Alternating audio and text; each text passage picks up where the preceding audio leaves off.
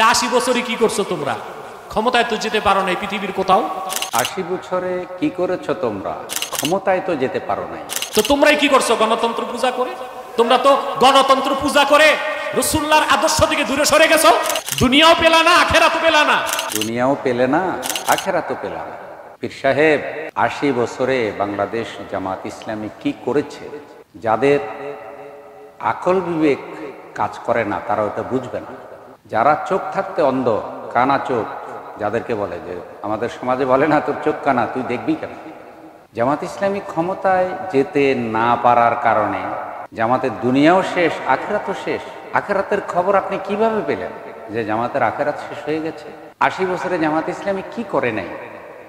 কোটি কোটি মানুষ তাওহীদের আলো পেয়েছে, শিরকের বিরুদ্ধে কথা বলেছে। 80 বছরে জামাত ইসলামীর যে অবদান, সে অবদান যদি লিপিবদ্ধ করা হয় বিশাল কিতাব হয়ে যাবে। যে খেদমত করেছে, ক্ষমতায় গেলেই কি সফলতা? ক্ষমতায় না গেলে কি দুনিয়াতে তারা বিফল হয়ে যায়? এই 80 বছরে তারা দাওয়াত দিয়েছে, 80 বছরে তারা সমাজসেবা করেছে, হাসপাতাল নির্মাণ করেছে, দুর্যোগে বন্যায় দেশবাসীর কাছে গিয়েছে, কোটি কোটি অসহায় মানুষের সেবা করেছে। কয়টা বলবো, কয়টা বলবো? বলে শেষ করা সম্ভব না। মঞ্চে বসলে মুখে যা আসে তা বলে দিলে হয় না। তো 80 বছরে কি করেছে একটু চক্ষু বন্ধ করে কল্পনা করবেন নিরপেক্ষভাবে, যে আসলে কিছুই করে না 80 বছরে। এইভাবে উগ্র হয়ে একটি মজলুম সংগঠনের অবদান অস্বীকার করা উচিত না। আপনি ঢালাওভাবে বলতে থাকেন মঞ্চে বসেই।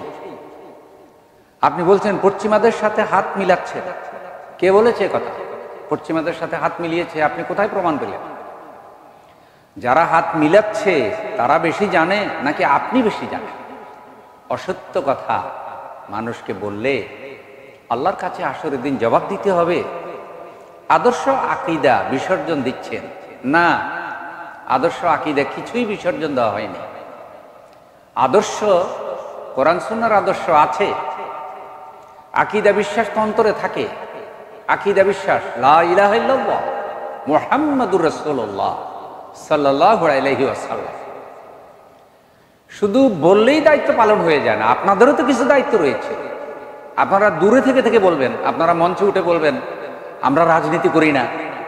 আপনাদের কথায় এদেশে যারা ইসলামকে পছন্দ করে না, ইসলাম রাষ্ট্রীয় পর্যায়ে প্রতিষ্ঠিত হোক এটা যারা চায় না, তারা আপনাদের কথায় খুশি হয়ে যায়। কেন?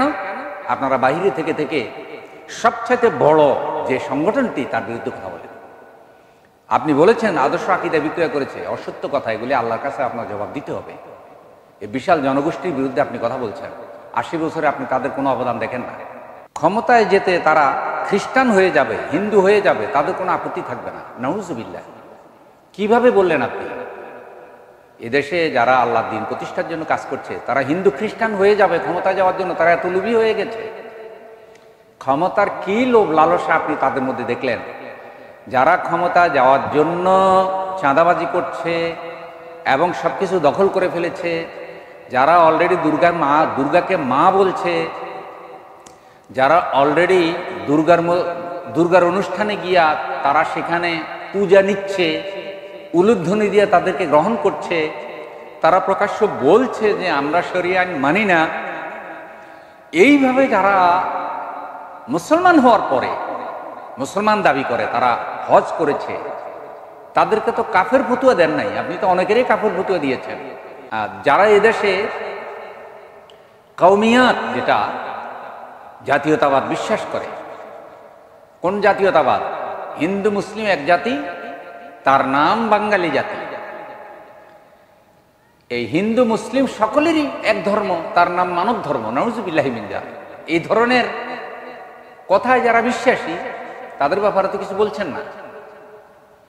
হ্যাঁ বলছেন দুই একটা জায়গায়, কিন্তু অত জোরালো বলেন না যত জোরালো মজলুম ইসলামী সংগঠনটার ব্যাপারে বলছেন। অতএব এই কথা অসত্য। তারা ক্ষমতার লোভে খ্রিস্টান হয়ে যাবে, হিন্দু হয়ে যাবে। হাজার হাজার মানুষের সামনে এটা বলা হচ্ছে। আবার এটা ইউটিউব ফেসবুকে প্রচার করা হচ্ছে, মিলিয়ন মিলিয়ন মানুষের কাছে এই কথাগুলি যাচ্ছে। হাসরের দিন কিন্তু আপনাকেও তো জবাব দিতে হবে আল্লাহর কাছে, নাকি আপনি এগুলির ব্যাপারে কোনো জবাব দেওয়া লাগবে না, এমনি পার হয়ে পেয়ে যাবেন? দর্শক মণ্ডলী, আপনাদের কাছে মূল্যায়নের ভার রইল, বিচারের ভার রইল। এরপরে বলছেন কি, ক্ষমতায় যেতে পারলেন না, আল্লাহকেও ধোকা দিলেন, জনগণকেও ধোকা দিলেন। নাউজুবিল্লাহি মিন জালিক। বাংলাদেশ জামাত ইসলামী আল্লাহকেও ধোকা দিচ্ছে, জনগণকেও ধোকা দিচ্ছে। আপনার কাছে আমাদের অনুরোধ, কারণ এই ভিডিওগুলো প্রচুর মানুষ দেখে আর আমাদেরকে অনুরোধ করে, আল্লাহর ওয়াস্তে এভাবে বলবেন না। কে আল্লাহকে ধোকা দিচ্ছে? যারা এই দেশে আল্লাহর দিন প্রতিষ্ঠার জন্য শহীদ হলো, জীবন দিল, যারা এখন পর্যন্ত বহু মানুষের অপবাদ, বহু মানুষের জবানের আক্রমণের শিকার হচ্ছে, বহু মিডিয়ার তথ্য সন্ত্রাসের শিকার হচ্ছে। আপনাদের মতো যারা ওরাসাতুল আম্বিয়া দাবি করছেন, আপনাদের দায়িত্ব ছিল এদেশে ইসলাম প্রতিষ্ঠার জন্য মূল নেতৃত্বে থাকা। তার মধ্যে এ ধরনের কিছু ভাইয়েরা যারা জেনারেল শিক্ষায় শিক্ষিত হওয়ার পরেও দিন জানা বোঝার চেষ্টা করছে, দিন প্রতিষ্ঠার কাজ করছে, আর আপনারা তাদেরকে বলছেন এসব কথা। দয়া করে আল্লাহকে ভয় করুন। ওয়াজের মঞ্চে যখন উঠেন, জাতিকে ঐক্যবদ্ধ করার কথা বলুন, পীর বুজুর্গদেরকে ঐক্যবদ্ধ করার কথা বলুন। দয়া করে এমন কথা বলবেন না যে কথার দ্বারা এই মুহূর্তে ইসলামের ক্ষতি হয়ে যাবে। মনে রাখবেন, ইসলামের ক্ষতি শুধু কেবল ইসলামের শত্রুদের দ্বারা হয় না, মাঝে মধ্যে যারা পীর বুজুর্গ দাবি করে তাদের দ্বারাও হয়। তাদের দ্বারাও যে হচ্ছে, বহু মানুষের আকীদা নষ্ট হচ্ছে, বহু মানুষকে শিরক করাচ্ছে, বেদাত করাচ্ছে, বহু মানুষকে দিন থেকে বিমুখ করছে। এ ধরনের বহু ইসলামপন্থী নামধারী পীর বুজুর্গরা, আমি সবার কথা বলছি না, হক্কানি পীর যারা রসুল সাল্লাল্লাহু আলাইহি সাল্লামের রেখে যাওয়া আদর্শ তাদের খানকা থেকে পীরগিরির মাধ্যমে প্রচার করছে, আমি তাদের কথা বলছি না। কিন্তু পীরগিরির নামে এদেশে মাজার ব্যবসা নাই। তো দয়া করে এসব বিষয়ে সচেতন করুন, আর এই গুরুত্বপূর্ণ সময় পুরো জাতিকে ঐক্যবদ্ধ করে দিন প্রতিষ্ঠার জন্য কাজ করুন। আল্লাহ আমাদের সকলকে কবুল করুন, আমিন।